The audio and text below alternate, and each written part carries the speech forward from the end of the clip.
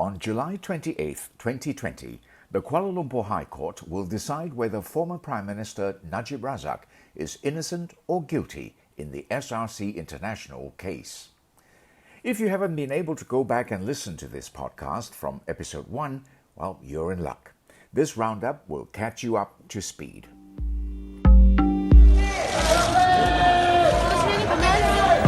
Aras 5.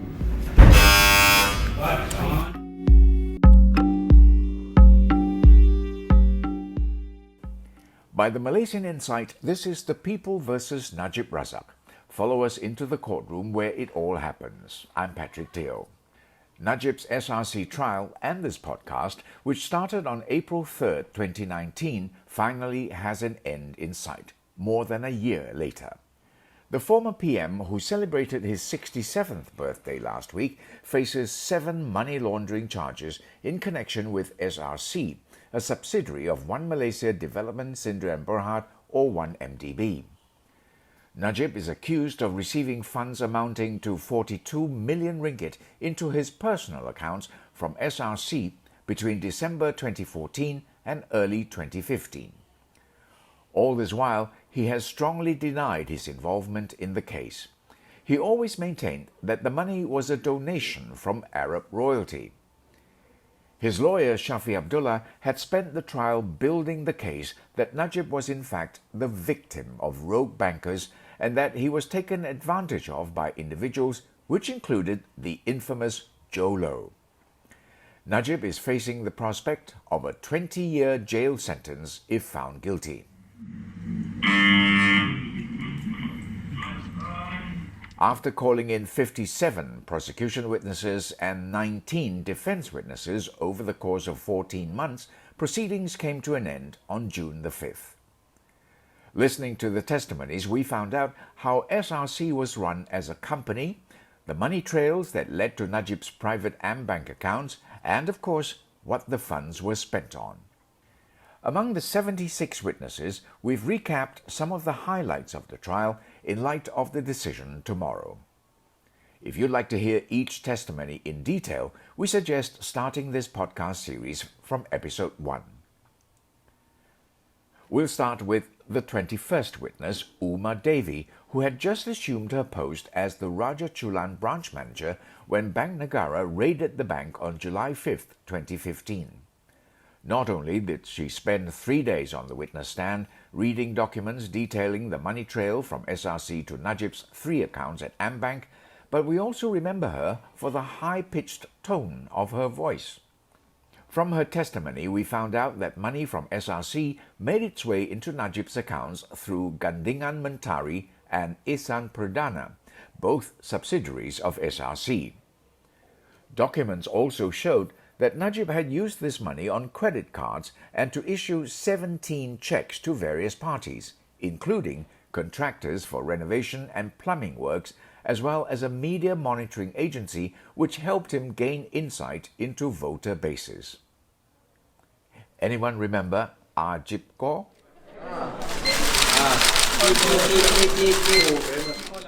This recap wouldn't be complete without mention of Joanna Yu, a name we hear so often in this trial. Often seen donning a blazer with her long black hair tied into a ponytail, Joanna was the AmBank relationship manager in charge of both SRC's and Najib's accounts.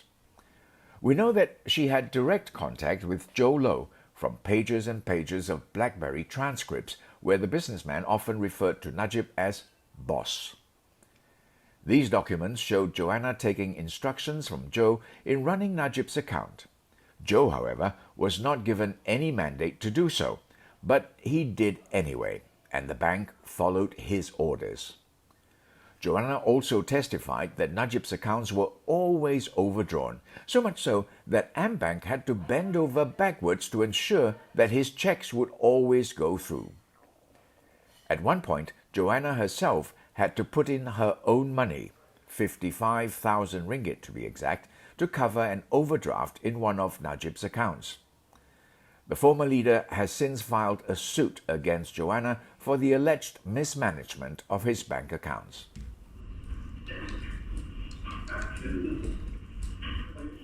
Several witnesses who took the stand spoke of the sweeping powers Najib had in SRC. One such witness was former SRC Director Izmi Ismail.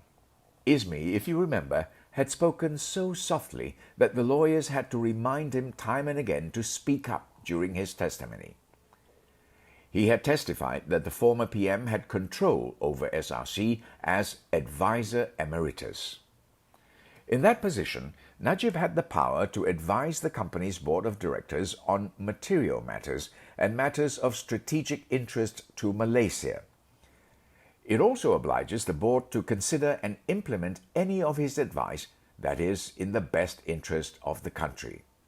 In short, Najib had given himself a lot of power and made it so that the board had to listen to him.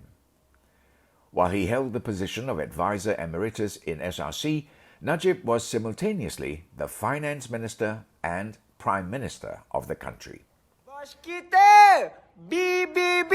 Bukan bisha-bisha. Malu apa bosku? One testimony that set tongues wagging was by AmBank's senior vice president in charge of credit cards, Yeo Eng Leong.